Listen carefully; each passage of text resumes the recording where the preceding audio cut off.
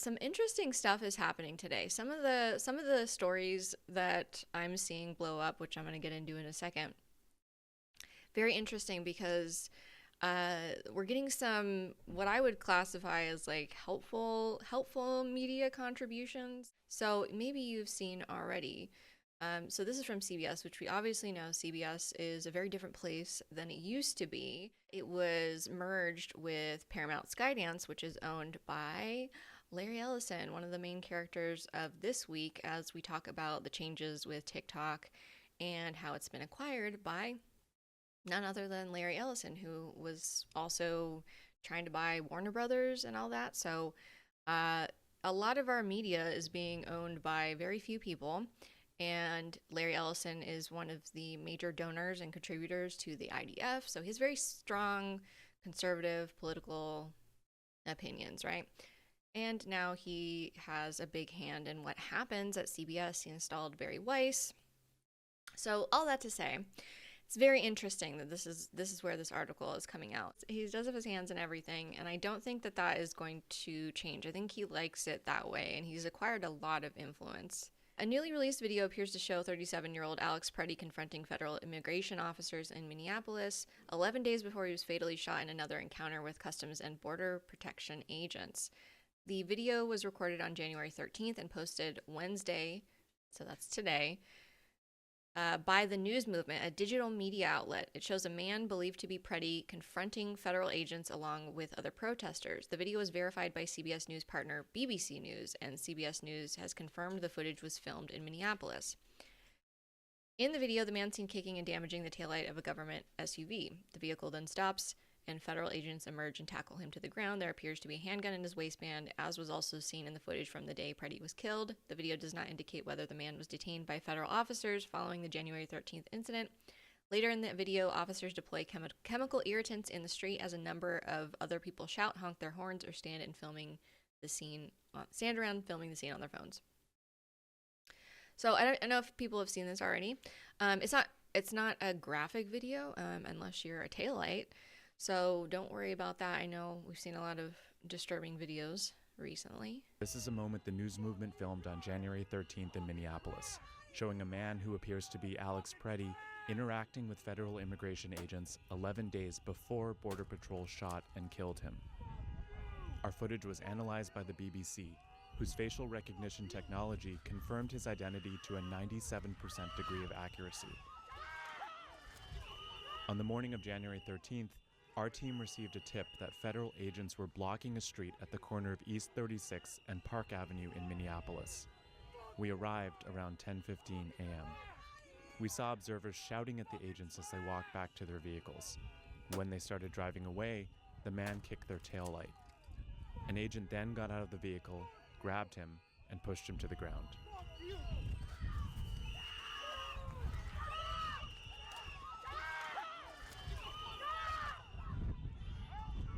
During the altercation, agents fired tear gas and pepper balls into the crowd. They continued to hold the man down before they retreat and he walks away.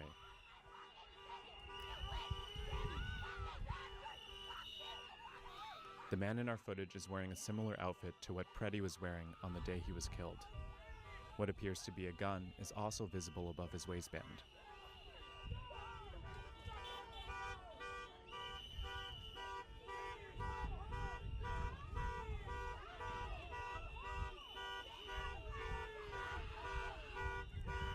So what's interesting about this video is that it's being shared by some conservatives. Of course, they always, when they share this type of thing, it's like, they're like, oh, look at him being violent towards a vehicle, as if that justifies what happened. And of course, that it doesn't justify shit. So it'll be really interesting to see what comes of this, because what this actually does show to me that is much more disturbing is that they had a previous interaction with Alex Pretti, it appears. I know some people have suggested, I've already seen people suggest that this is exactly, Shelby, exactly. I think I've seen some people be like, is this AI? Maybe they're trying to manufacture a situation where he looks more guilty or whatever. Of course, I think they're going to do that because that's what they do with everything. They did that with the original video of this person, where he didn't do anything. He was holding a camera, and he wasn't charging at anyone. He wasn't brandishing a weapon, nothing. And they were treating it like he was. So you don't have to be doing anything. But really, to me, what this shows is potential premeditation, more likely premeditation, that they were aware of this person, potentially had interacted with him. And we have already seen, which I'll get to over here, we've got an article from Ken Klippenstein, ISIS secret watch list of Americans. You might have seen, what is this, Ken? The common housefly, my bad. Okay. So you have seen this video, I'm sure. We have a nice little database, and now you're considered a domestic terrorist. This protester in Maine filmed a federal agent saying this, and yes, so apparently they do have databases, which I'm not really surprised by. They're denying that.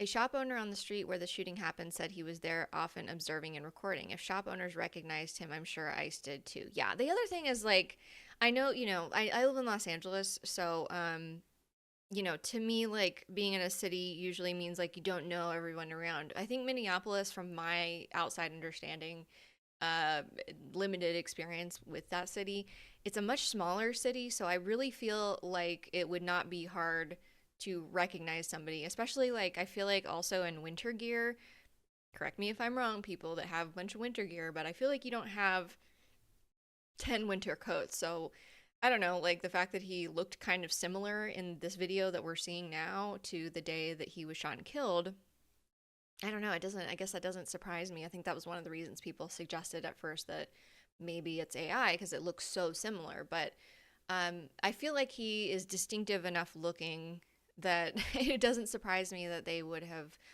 flagged this person, especially they had this video is showing us him kicking out a taillight. So it was enough of an exchange where, like, it made an impression.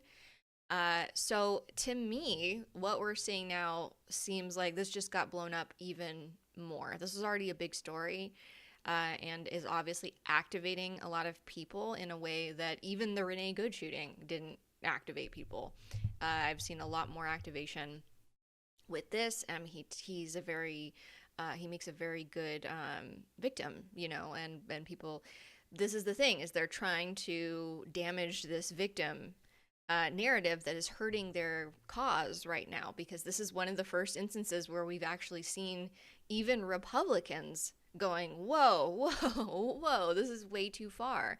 And we know it's been way too far, but, like, for this to have the impact that it has had, they're trying to undo some of that, I think, by being like, look, this guy was violent, he was kicking cars. And it's just like, that is still not a reason to execute somebody. I think that they think that that's what's happening here. So they're denying that there is a database of domestic terrorists. There's just one problem. She's lying. The two senior national security officers tell me that there are more than a dozen secret and obscure watch lists that Homeland Security and the FBI are using to track protesters, both anti-ICE and pro-Palestinian. And this is important, I think, to flag, because I think it's really interesting to watch a lot of people be activated by what's happening with ICE. Like, people should be activated by what's happening with ICE. But understand that all of the things that we've seen, the treatment of Palestinians and protesters who are saying, don't genocide Palestinians, we need to stop sending shipments to Israel so that they genocide Palestinians. Those protesters were treated horrifically. They were smeared as anti-Semitic. Physically attacked, assaulted, expelled from institutions. Like, there has been such a massive amount of punishment for these anti-genocide, pro-Palestinian protesters.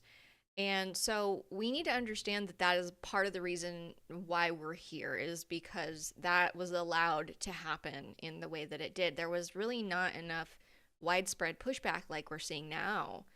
And so people, I hope people are starting to understand they can't have it. You can't have it both ways. You don't get to be like, actually, we're going to just crack these skulls over here and everybody else will be fine. But yeah, so they're using this to track protesters, quote, Antifa, and others who are promiscuously labeled, quote, domestic terrorists. Here are some of the code names that they're using for these lists, databases. Some of these, like Hummingbird, were created to vet and track immigrants, in this case, Afghans seeking to settle in the United States. Slipstream is a classified social media repository. Others are tools used to link people on the streets together, including collecting on friends and families who have nothing to do with any purported law breaking. There's practically nothing available that further describes what these watch lists do, how large they are, or what they entail.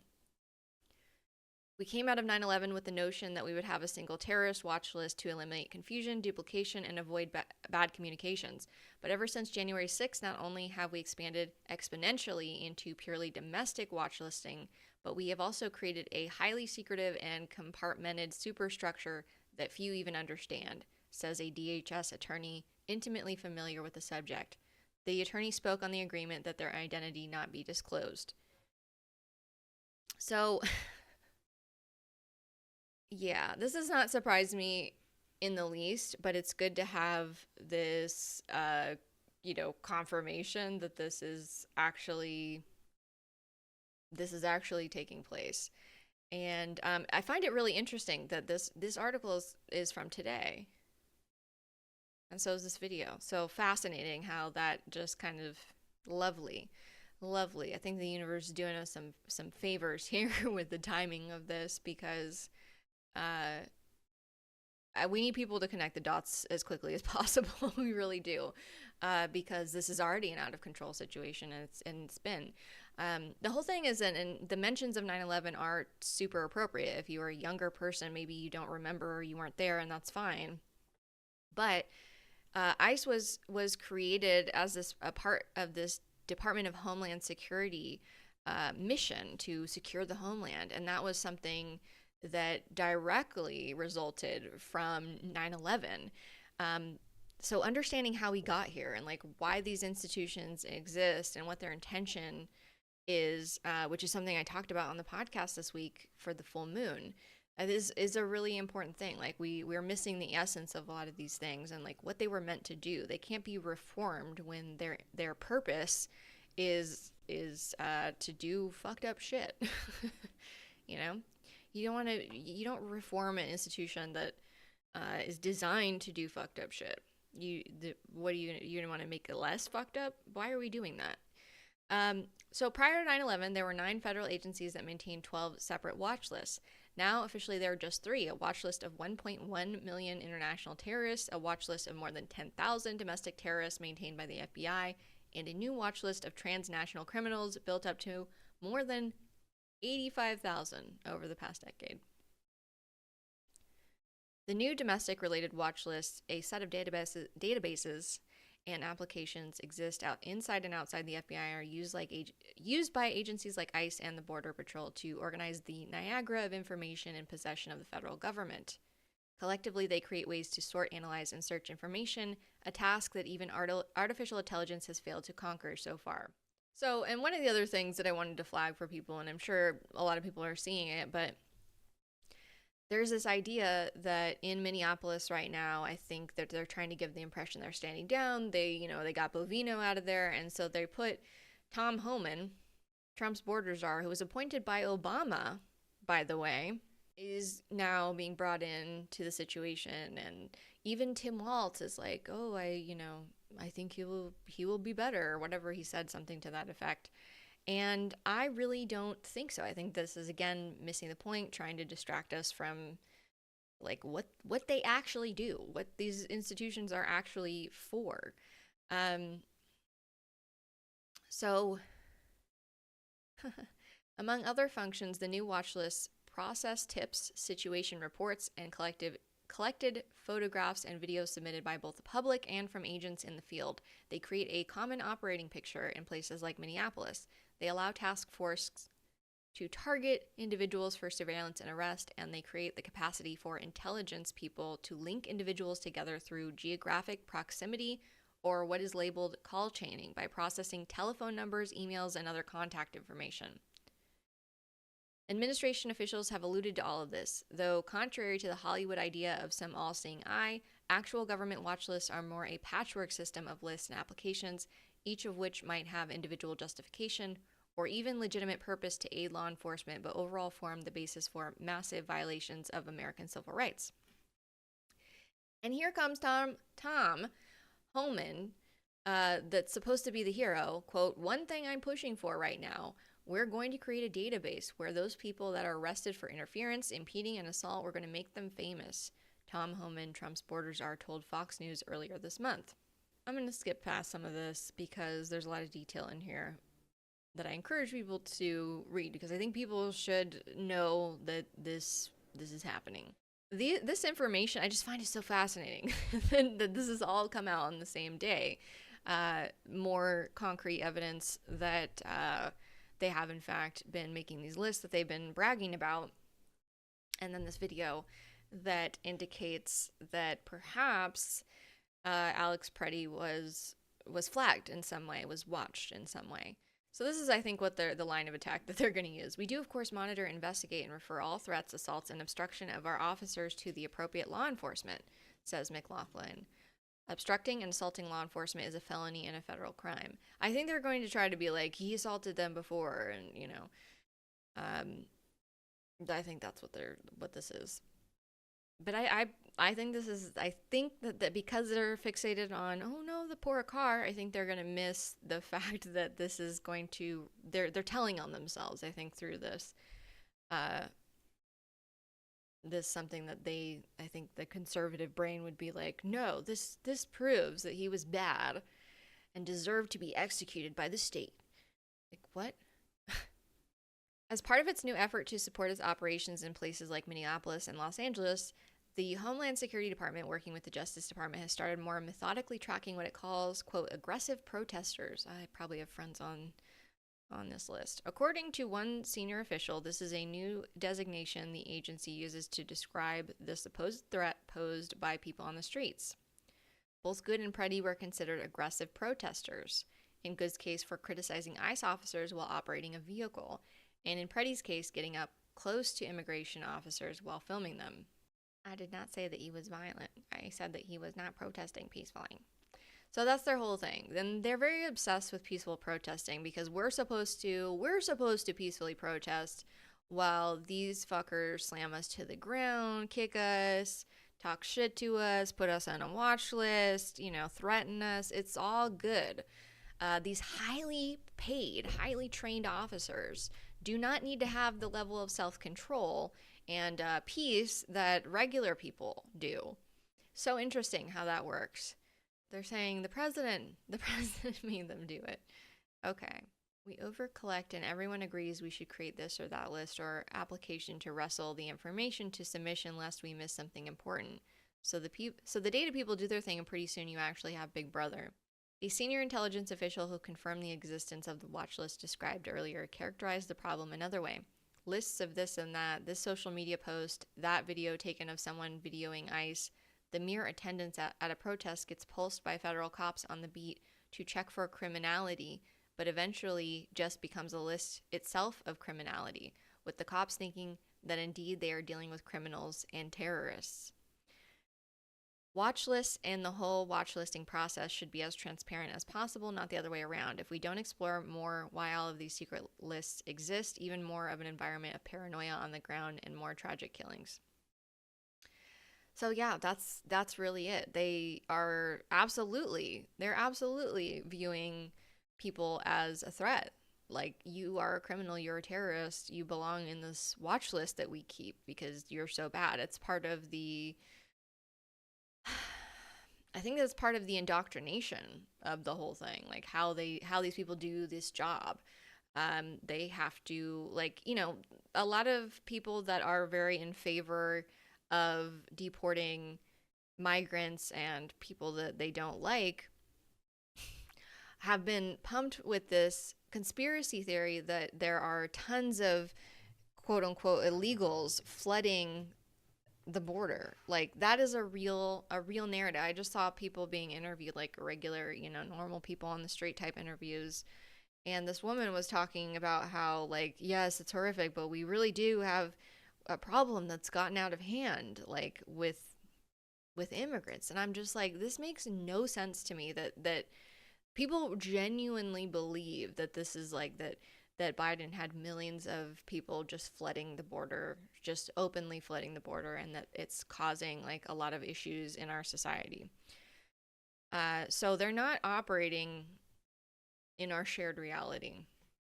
And they really do believe that they are, or they're being told that they're chasing criminals. This is going to make the country better. Okay. All right. Really amazing. Really amazing stuff here. Good job. Good job, America. So apparently they're aware of this. And yeah, he was wearing similar clothing. I'm pretty sure that's him in the video. Look just like him. And I don't think it's AI, just based on looking. I know AI is pretty good now, but I don't think it's AI. I did find it strange in the video. They mention facial analysis, 97%. That seemed really weird and like made up to me. Okay. That's like, so our AI analyzed this and said it was 97% his face or whatever. Like, I don't think I believe that. But I did see there was like some other video that had been posted previously that showed that this thing with the truck happened. So I'm inclined to believe it's real. And it looked like, it didn't look, there's like a smoothness to AI videos that I didn't pick up in this. So I think it's legit unless we find out something else. For those, probably we've all heard this by now. Quote, a week before Alex was gunned down in the street, despite posing no threat to anyone, he was violently assaulted by a group of ICE agents. Steve Schleicher. Schleicher. It's like the hardest word I've said all day. Schleicher. Schleicher, an attorney for the Pretti family, told CBS News in a statement regarding the video, nothing that happened a full week before could possibly have justified Alex's killing at the hands of ICE on January 24th. Yeah, I agree. That's anybody that's like, I think I saw, so I can't, Megyn Kelly, maybe somebody was like, oh, like this shows the problem because of some of the statements that were made, like following this incident. Some of the statements that were made, they rushed out and were talking about how the guy was armed and how like he was plotting to kill officers or whatever, and federal agents, whatever.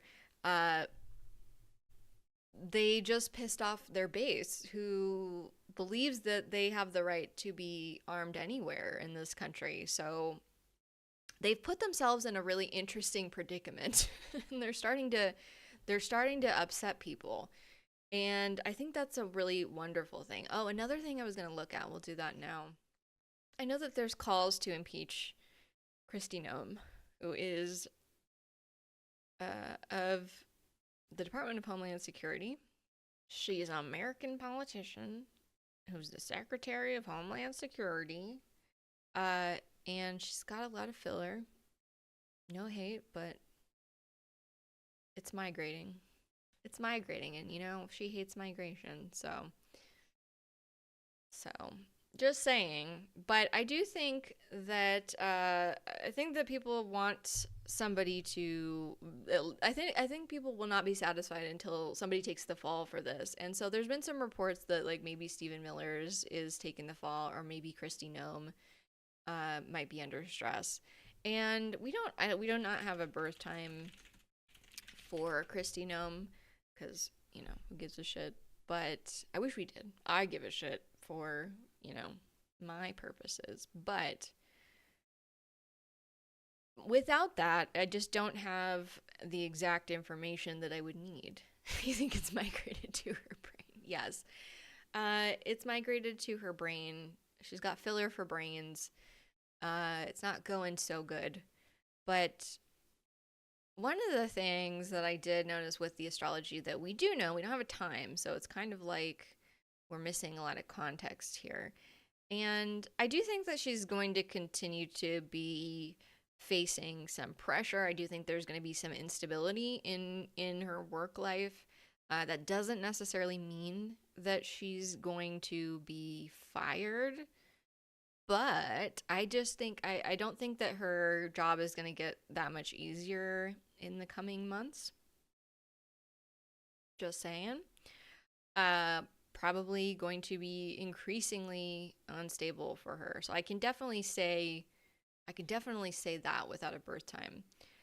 But it's hard for me to say off just no birth time, this little dinky little chart.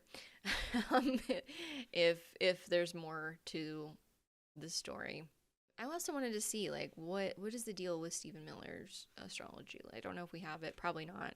But there's some reports, and I'm a little skeptical of this because I think he is. I don't know. I feel like there's just a lot of like they do try to capitalize on like certain news stories. I think as an administration to avoid accountability for like some of the things that they do. And so I could see maybe like them trying to feed into the story as, you know, a little bit of chum in the water to get us to focus on. Now he's saying federal agents in Minneapolis may not have been following protocol. See, they are retreating. They know that they have gone a little too far this time, and I like that for them. I like that they are on their back foot. I think it's like a bad sign that a lot of people know who he is. You know, like I think if he was a little smarter, we actually do have his birth time. Okay. An evil 0-degree Virgo. No, I'm not saying all 0-degree Virgos are evil. It is interesting though. He's got an intercepted sun in his 8th house. Sag moon. I haven't looked at this before. His whole demeanor, his attitude as a person is fucking terrible.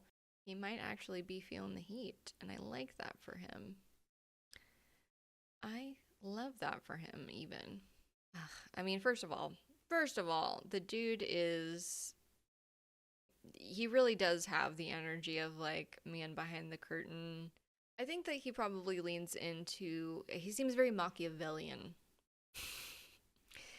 That is the vibe that I get from him, and he's a white supremacist. He is a nationalist, just kind of a nasty fucker. But I think people are kind of more. I'm hearing more people talk about him, and I think that's a good thing, because again, the more people that know about him and what he's doing, the better. I think that upsets Trump as well. Like the idea that he is not really the decision maker. I think he does remind me of Mr. Burns. He does have Mr. Burns type of energy. And yeah, and it's really interesting too because he's Jewish, but he's like a white supremacist. He embodies a lot of, you know, he embodies a lot of horrible values that just are all related to supremacy and nationalism and building up his country and himself. So I could see potentially him having a change in what he's doing. So I mean, it is potential. I do see that he potentially could be let go, have some sort of change to his reputation that probably I'm assuming is not. I don't think he's going up from here. I think he only has. I think he's only descending, just because I think he doesn't have winning ideas. I think once you hear more about his ideas and who he is, and you see him talk, I don't think he gets more likable. I think he gets less likable. And so I can see that. So it is potential. Maybe we will see him getting let go. There's potentially some stuff going on behind the scenes. There's been reports that he's been like left out of meetings and stuff, and so I can see that potentially being true, based on this. He might be losing value given that he is losing favor with the president. But yeah, I think this is the chart of somebody who I think is really ambitious, and I think does not mind upsetting apple carts. to enact his vision. I think he is very Machiavellian. I think he thinks that his ideas are worth the destruction that they cause to manifest. No more Stephen Miller astrology. This is cool. This was also some really good news, positive news, I know, about the power of unions. So one of the things that like I've talked about before with regard to organizing is basically my my thought process is like if we had unions, if we had groups of people that could organize to do things like strike or boycott or direct actions or whatever we wanted to do, we can actually make demands with that and connect those groups together to make even larger demands. And I think that's part of how we get the future that we want. We change the system because they're not gonna just be like, oh, okay, let's change the system, let's give up power. Where they're not going to do that. So the largest nurses union calls to abolish ICE, which is amazing. Abolish, not defund, not, slow down. Abolish ICE after Alex Pretti killing. They messed with the wrong profession. That's just what you do when you're a nurse. See, I think that's also part of why this particular killing is so upsetting to people. The race aspect of things is very obvious, so I'm not even gonna I think we can all put that part together ourselves. But I think when we have like a lot of video footage of these things, that gives people the opportunity to see themselves in his shoes. So like they're watching this white man and he appears to be defending a woman and helping her. And I think that there are a lot of people that watched that and saw themselves doing something similar in those circumstances. And so it has humanized this person, this stranger, to a lot of people. And that I think is incredibly valuable. I think it's doing a lot in this situation. So yeah, around 50,000 people in Minneapolis engaged in a historic mass strike and day of protest to demand an end to ICE terror and President Donald Trump's federal siege of Minnesota. This union of nurses is now standing behind their comrade. And so I think when we have labor and like groups of workers essentially being like, this is where we draw the line, and if you're not going to do something about this, we're not going to work, that's actual consequences, right? Like the thing that we have now is that there are no consequences, virtually no consequences. If you are a law enforcement officer of any kind, it is very unlikely that you will ever see any sort of repercussions for killing somebody. It's very, very rare. Very, very rare. So I think that this is kind of catching. Like I think we'll see more of this. And right now there are a lot of strikes going on and the energy is ripe for it. There is a huge nurses strike happening here in California, and I believe it's also in Hawaii. More than 31,000 nurses, healthcare workers strike at Kaiser Permanente, arguing for safe staffing levels and fair wages. So at least 24 hospitals and hundreds of clinics.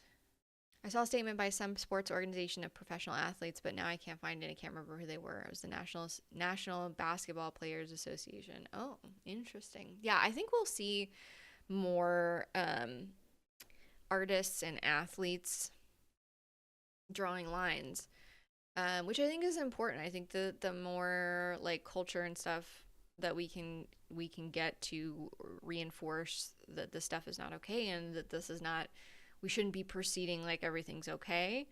I think the better. I think the better. Yeah, but I think there will be repercussions, unfortunately, for people doing that. But the important thing is that the more people do it, the harder it is to enact punishment on these people. It's like it'll become too overwhelming. So there's a lot of power in numbers, which is kind of one of the themes of this moment in time. So there's a strike happening as well.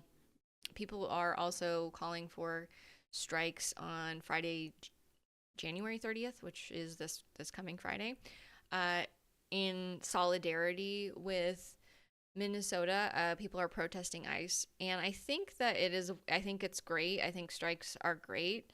I think we need to get to the point where it's a larger scale thing than just these one-off, one-day strikes, and they need to have very specific demands and goals. Like we have to think bigger, and we're kind of still in the like one-day protest. Not that these things haven't been historic and important. I'm just we can't do the same thing again and again and again and expect the results to be different when we're not adjusting our tactics um, to reflect that. Another thing, maybe you missed it. I saw this pretty much right as it was being reported, which is why it's like some random website. This is ICE agents attempted to enter an Ecuadorian consulate in Minneapolis. And so, yeah, they blocked them from entering. And then there was, the consulate, they had to release a statement about this. So I was like still reading this before it had even been translated, because I was like, what the hell? Like, they are really trying. And this is a great example of like, the brutality of law enforcement in the United States is not, it doesn't just impact Americans, right? Like the guy, Jonathan Ross, the guy that shot Renee Good, was a veteran of the Iraq War and was highly trained and was somebody who did ICE training. So it's not a matter of training. These people, in some cases, are highly trained, like Jonathan Ross. That does not change the fundamental purpose and attitude of these institutions.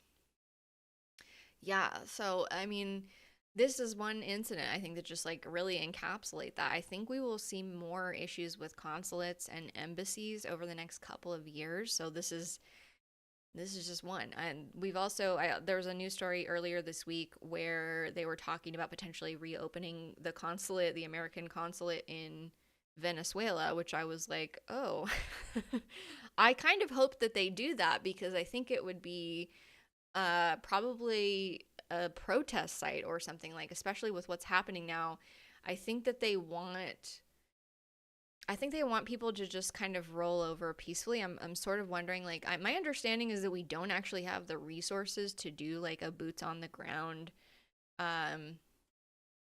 We don't have the resources to do a boots on the ground type of operation in Venezuela, which makes sense to me, because it would be very difficult and costly in terms of personnel, in terms of money, to actually like pull that off.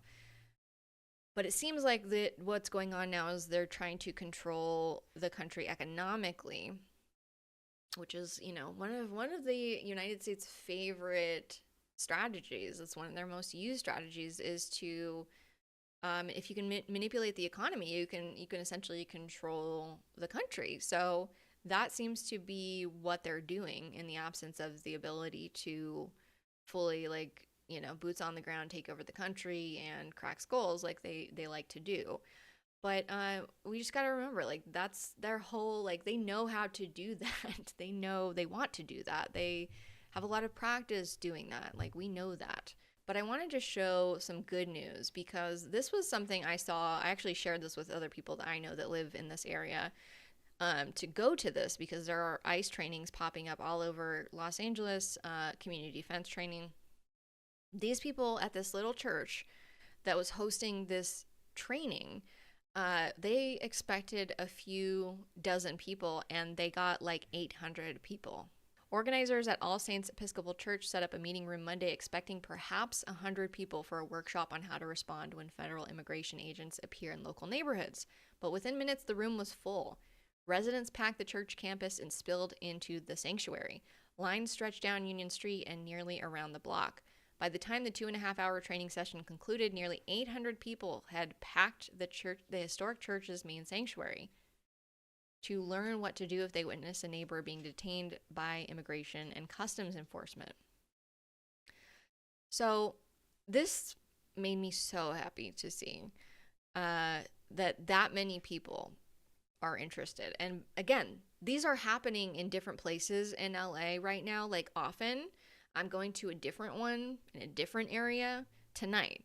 I'm curious to see because I actually saw that they sent out a notice like we have to close registration. That is a really good sign that this moment is actually a change, and it's not just a change in, like a No King's Day protest, which again, great, but we need to think bigger than these one day protests that don't have a specific ask, a demand. We're not holding anybody's feet to the fire. We gotta think bigger, and this is one of the places that this starts, is that people are learning these skills, making these connections. And so it's very easy right now, I think, to be disheartened. But one of the reasons why I remind us of the power of collective action is because this is like how we sustain this, is by connecting with other people in this way and working with them in this way. I'm sure that a lot of these people that showed up to this for training came because they were scared. They're scared of what's happening and they want to be able to do something about it, right? I'm sure a lot of people felt better having gone to this training, having seen that 800 people showed up to this little church for a training. Like the power of community. Like, I don't know. I don't know how better to say it than that, but like this is how we win. So we have to like keep this momentum, keep bringing people in, keep finding ways to continue building out this movement, because I know 800. I know. That's why I had to share it, because I was like, I know this is a specific LA story, but you have to understand there's tons of these trainings. Sorry, it's my alarm to tell me I gotta wrap it up. But yeah, don't so as much as it's so easy to be depressed and down, and I have my moments too, but I just wanted to remind all of us that like things are changing. Things are changing. We get to either be a part of the change, or we can stand on the sidelines and hope for the best. But the best case scenario, the best feeling scenario is we all heed the call. We all get involved in some way, shape, or form, and a lot of people are moving in that direction, which is really exciting. So thanks for hanging out with me, talking about the news.